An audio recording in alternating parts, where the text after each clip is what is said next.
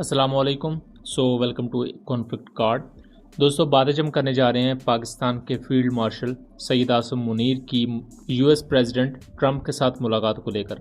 इसमें ईरान और इसराइल के कॉन्फ्लिक्ट के बारे में काफ़ी ज़्यादा दिलचस्प अल्फाज यूज़ किए गए हैं और शायद लग रहा है कि जिस तरह ईरान रिटेलिएट कर रहा है इसराइल के ख़िलाफ़, और इसराइल का भी एयर डिफेंस सिस्टम अब चूंकि वक्त के साथ साथ एग्जॉस्ट हो रहा है तो उनकी भी वो चीखें तो निकल रही हैं आहिस्ता। अब वो भी थोड़ा सा पैनिक तो कर रहे हैं। तो वहीं अमेरिका और जो अमेरिकन जनरल्स हैं उनको भी चीज़ समझ आ रही है कि ईरान कोई तरन वाला नहीं है, और यही चीज़ लगता है कि पाकिस्तानी फील्ड मार्शल ने भी समझाई है और बाकी दुनिया के मुल्क भी यही कह रहे हैं। तो अब अमेरिका का स्टांस आहिस्ता आहिस्ता बदल रहा है। ये पाकिस्तान की कितनी बड़ी जीत हो सकती है और ईरान में और हिंदुस्तान में इसे किस नज़र से देखा जा रहा है, इन चीज़ों को डिटेल से डिस्कस करते हैं। मैं सबसे पहले ईरान और इसराइल की रीसेंट ज़रा आपको अपडेट्स दे दूं। तो ईरान और इसराइल ने एक दूसरे पर स्ट्राइक्स की हैं। इसराइल ने ईरान का जो अराक हैवी वाटर रिएक्टर या न्यूक्लियर रिएक्टर है, ये तेहरान से तकरीबन 250 किलोमीटर साउथ वेस्टर्न साइड पर मौजूद है और यहाँ ईरान एक्वायर करता है या बनाता है प्लूटोनियम को। इसराइल ने इसको हिट किया है, इसकी सैटेलाइट इमेजरीज आ चुकी हैं, इसके जो मेन टर्मिनल्स हैं और मेन जो रिएक्टर वाला पार्ट है उसे हिट किया गया है इसराइल की तरफ से प्रिसीशन वेपन्स को इस्तेमाल करते हुए। जबकि उसके बाद ईरान की तरफ से भी 20 के करीब मिसाइल्स फायर किए गए हैं। इन 20 में से इसराइल ये क्लेम करता है कि 8 मिसाइल्स उसके मुख्तलिफ एरियाज़ में गिरे हैं, 12 को उसने इंटरसेप्ट कर लिया है। लेकिन दूसरी तरफ इसराइल में ये भी आवाज़ें उठ रही हैं कि उनके पास अब Aahista Aahista air defence missiles की कमी होना शुरू हो चुकी है और हर दिन उन्हें $350 मिलियन के surface to air missile systems fire करने पड़ रहे हैं, जो कि उनके लिए एक बहुत बड़ा इशू है क्योंकि इजरायली इकॉनमी अमेरिकन एड पर चलती है। नॉर्मली तो इसराइल जंग के माहौल में ही रहता है। अब वो ट्रंप जो इससे पहले ये बड़के मार रहे थे कि तेहरान को खाली कर दिया जाए, हम ईरान पर अटैक करेंगे इसराइल के साथ मिलकर, और ईरान को सरेंडर की कॉल दी जा रही थी कि आप सरेंडर कर जाएं। दूसरी तरफ ईरान ने भी ये चीज़ वाजे कर दी थी कि सरेंडर तो हम खैर नहीं करने वाले, आपने जो करना है लाइक कर लें। 18 से 19 जून के दरमियान पाकिस्तानी फील्ड मार्शल, जिन्हें यूएस पर एक ऑफिशियल दौरे पर बुलाया गया था जोहराने में, उनकी मुलाकात होती है यूएस प्रेसिडेंट ट्रंप के साथ और बहुत सी चीज़ों पर बात होती है। यूएस प्रेसिडेंट दोबारा से इंडिया के जख्मों पर नमक छिड़कते हैं कि इंडिया और पाकिस्तान के दरमियान सीज फायर मैंने यानी कि ट्रंप ने करवाया है, और इंडिया का जो यहाँ क्लेम है कि पाकिस्तान और इंडिया के मामलात में कोई तीसरा फ्रीक नहीं आ सकता, उस पूरे नैरेटिव को ज़मीन में दफन कर दिया जाता है। यही वो वजह है कि इंडियन मीडिया काफ़ी ज़्यादा परेशान भी है, पैनिक में भी है और गुस्से में भी है। इसके साथ साथ ट्रंप ने पाकिस्तान की तारीफ की कि एक अच्छा मुल्क है, पाकिस्तानी लीडरशिप की तारीफ की। इसको हम ज़रा सेपरेटली बाद में डिस्कस करेंगे एक सेपरेट वीडियो में। लेकिन ईरान और इसराइल को लेकर पाकिस्तान और यूएस दोनों ने इस चीज़ पर इत्तेफाक किया कि इसका पीसफुल सोल्यूशन होना चाहिए, और उसके बाद प्रेसिडेंट ट्रंप ने यह कहा भी है कि वो इसका पीसफुल सोल्यूशन चाहते हैं, यानी कि डिप्लोमेटिक सोल्यूशन, जो कि इससे पहले वाली जो बड़कियाँ यूएस प्रेसिडेंट ने मारी थी उससे बिल्कुल ही एक डिफरेंट शिफ्ट है कि पहले कह रहे थे कि ईरान को छोड़ेंगे नहीं, अब कह रहे हैं कि हमें पीसफुल हल की तरफ जाना चाहिए। और यही चीज़ पाकिस्तानी आर्मी चीफ ने उन्हें समझाई भी है।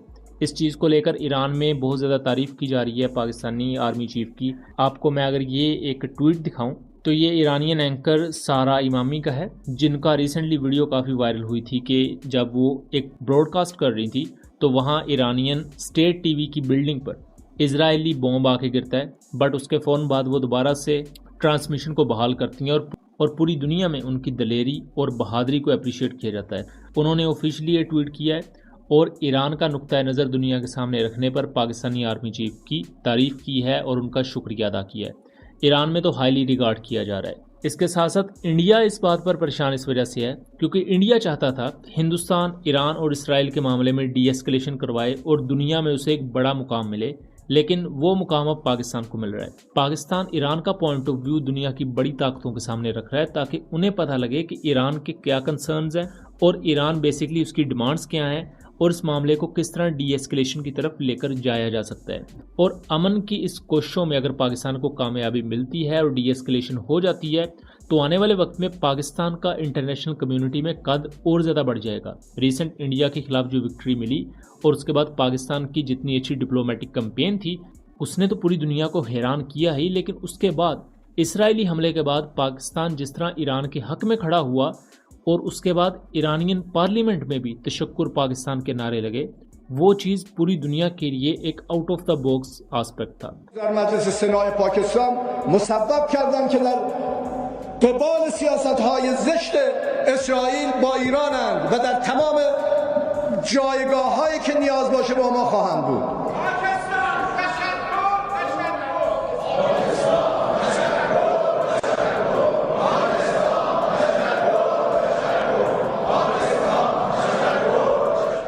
यही नहीं बल्कि फील्ड मार्शल की इस मीटिंग के बाद पाकिस्तान की फॉरेन मिनिस्ट्री ने एक प्रेस कॉन्फ्रेंस की है जिसमें दोबारा ये चीज़ वाज़ेह कर दी गई है कि पाकिस्तान ईरान की सपोर्ट में खड़ा है और पाकिस्तान ईरान के जो जवाबी हमले हैं इसराइल पर उनकी सपोर्ट में भी खड़ा है, क्योंकि ईरान अग्रेसर नहीं है।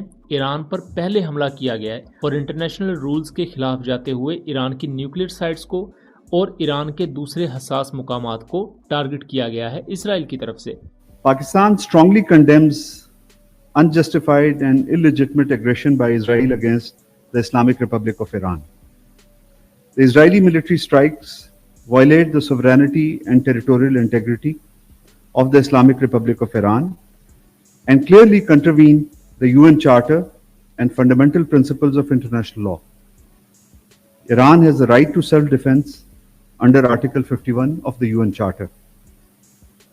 Pakistan stands in resolute solidarity with the people of Iran and unequivocally denounce these blatant provocations which constitute a grave danger and a serious threat to the peace, security and stability of the entire region and beyond, with serious implications.